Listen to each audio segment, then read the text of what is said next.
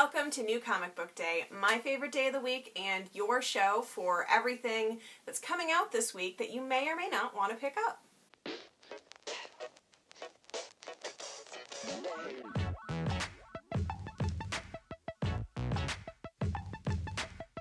I'm really sorry that we didn't have a show last week. I had a lot of family stuff going on, but we're back on track. By the way, if you're at Emerald City and you want to say hi, please do. I would love to talk to you. I'll be the one that looks like this. It'll be pretty easy, I think, to pick me out of a crowd because I'll look like this, exactly like this. A couple of announcements before we get started.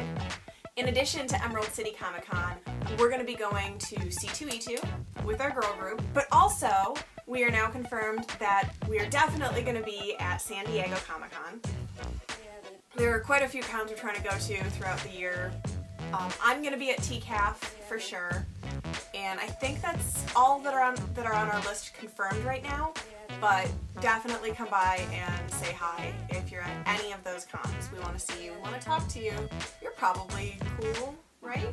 In light of us missing last week, I'm just going to give you a quick rundown of things you should have picked up. It's just Squirrel Girl, Princess Leia, Lumberjane's Giant Days, Invisible Republic, which, by the way, Space King Arthur, Future King Arthur, and then 8 is an ongoing. It's been consistently really, really good. So pick all those up. I don't have time, obviously, to tell you about them all, but they're good. Oh, we got cool toys also. Check out the Scarlet Witch. Look at this. She's got some serious sass happening. Her posability is pretty cool. Her face is kind of shiny. There's a more detailed critique of what we like and don't like about Scarlet Witch here on Artifactual's blog, which you are probably following, right? If not, check the show notes. We also got Domina from Spawn. She is basically in our collection to be Angela's best friend, and she's awesome, and she's really cool.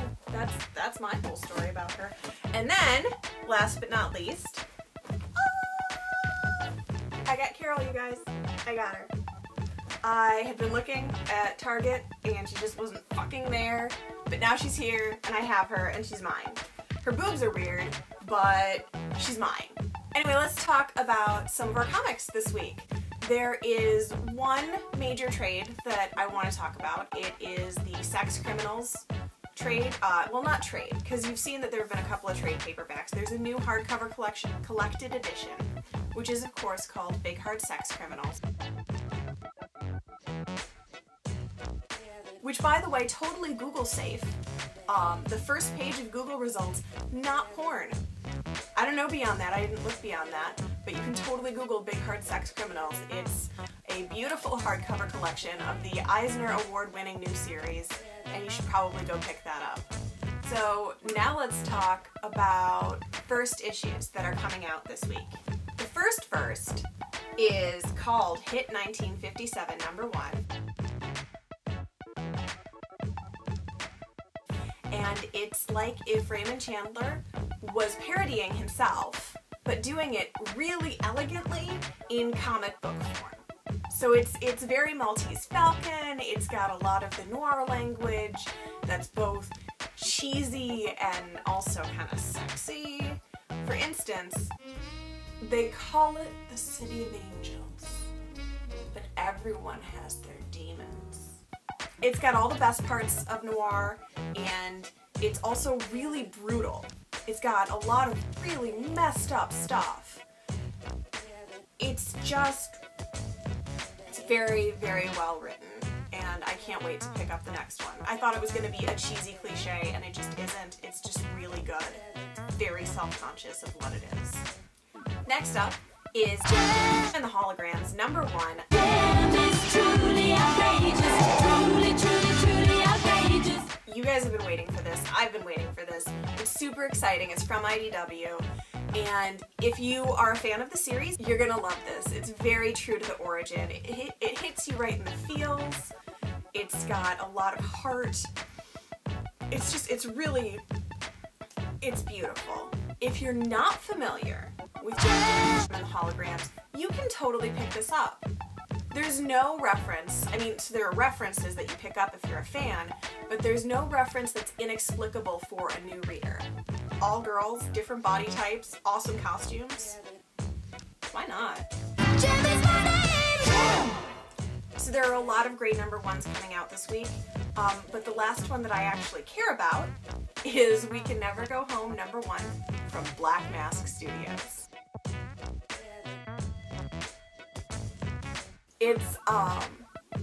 It's like if the X-Men met Freaks and Geeks, and it's got all of these really great heartwarming moments and teen angst, and it's a super-powered, misunderstood 1980s love story, you guys, with superpowers.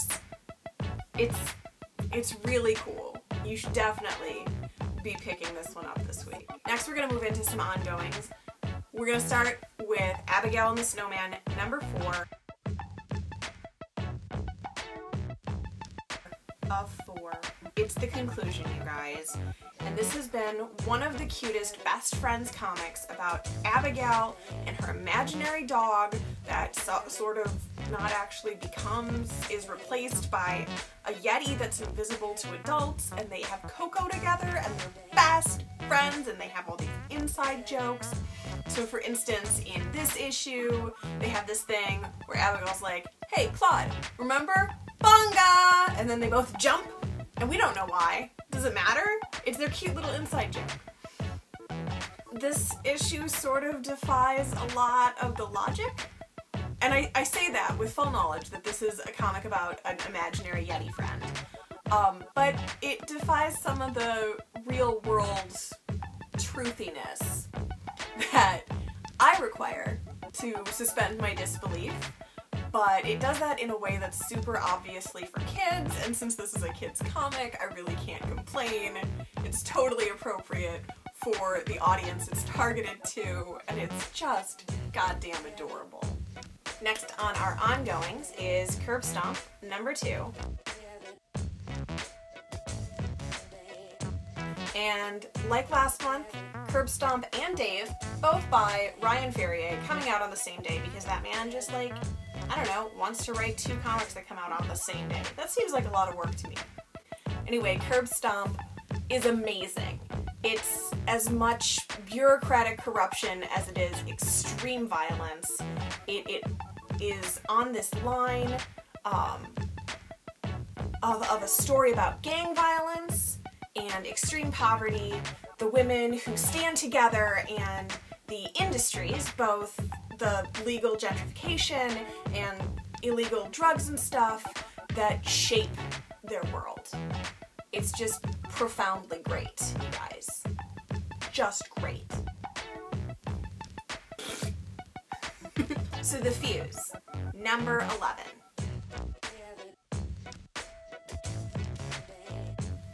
This is, I don't know if you're familiar with the work of Anthony Johnston, but one of the things that he does really strongly is world building, and every facet of this comic is in this elaborately constructed world. It's all adding together in a way that is perfectly constructing this really realistic false reality, because, you know, fiction.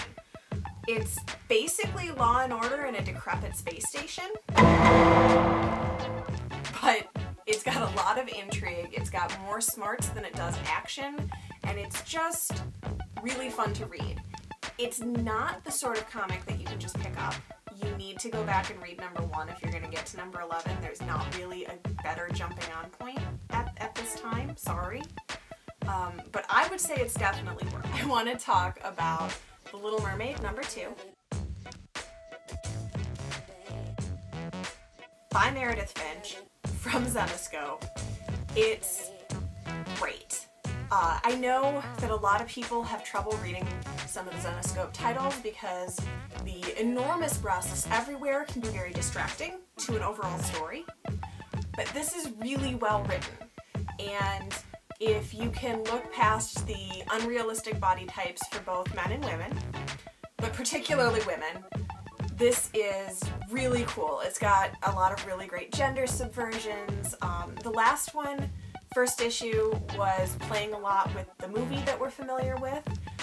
This one goes a lot into the backstory of how we got where we are. And I don't know if I mentioned last time, but there's definitely like a science team studying mermaids and possible torture aspect to this whole thing. So it's got everything. They're Not Like Us, number 4. I had a really hard time getting into number 1 and number 2 because all of the characters were so effing unlikable. They just were so self-centered, so hedonistic, without any redeeming qualities. And in this issue, number 4, and I'm glad I picked this back up, I have to go back and read number 3, but in this issue, number 4, it's becoming really clear why so many of the characters don't seem to have any redeeming qualities. It's paying off. They're no longer two-dimensional. Their two-dimensionality is three-dimensional in ways that are really intriguing. It's a story about people with powers that have been alienated from their families, who don't have a place to go, who don't feel like they fit in the world, but they also think that they're super superior to humans that don't have powers, and they think that because they are gifted, they should be able to do whatever they want. And it's starting to get into the nuances that a series like this really needs, and it's doing so effectively. So I'm back on. I'm definitely picking up the next issue. So last in ongoings, I want to talk about The Wicked and Divine, number 9. And this is the most information that we've gotten so far. It's got Ananka telling, I don't want to say who she's talking to, but she's telling all of these origin stories about how this whole pantheon was constructed, why it works, how it works, what it is specifically. Are they gods? Are they human? Are they something in between? And the best part of Ananka explaining all of this is that you have no idea if you can trust her. You just have no fucking clue. And it's not that she's unreliable in that she doesn't know the answer. It's that you can tell, as you're reading it, that you are being manipulated. But you don't know in what way specifically. It's like an unreliable narrator, but malicious. And it's really... Is it fiction? Is she telling us a story? I mean, aren't mythologies inherently sort of fictionalized versions? I don't know. You guys, it's getting really interesting. It was always interesting. It's getting really interesting. So the book of the week this week is Dave number 2 by Ryan Ferrier, who also wrote Curb Stomp. I know you were wondering, why didn't you mention Dave before in your ongoing? It's got everything. It's got an amazing sense of humor. It does this really cute thing where, like, remember the teachers in Charlie Brown that were like, wah, wah, wah, wah, wah? Well, so through the background noise, in the speech bubbles, when Dave's not paying attention, it says, butts, butts, butts, stupid jerk, fart, fart, fart. That might be a verbatim quote. Anyway, it's basically how my mind works. This comic is in my fucking head. And his kid is such a shithole. And also, I thought he was a good guy. I thought he was just like a sad sack who is looking for a chance to be somebody again. But it turns out he might be really stupid also. It's amazing. And it has this really cool aspect where it's daydreams versus reality in a way that's super cartoony and immature, which is totally perfect for Dave. This is our book of the week. So, that's our show. Thank you for watching. I'm Katie Rex. You can find me on Twitter at EOTU Comics or at various Comic Cons where you can come hang out with me. It'll be super fun. And we want to hear from you. What did we miss this week? I know there are a ton of things we missed this week. Tell me about them. There are comments. And don't forget, subscribe to our show. Click right there. Just subscribe. It'll be cool. The cool people are doing it. Do it. Yay!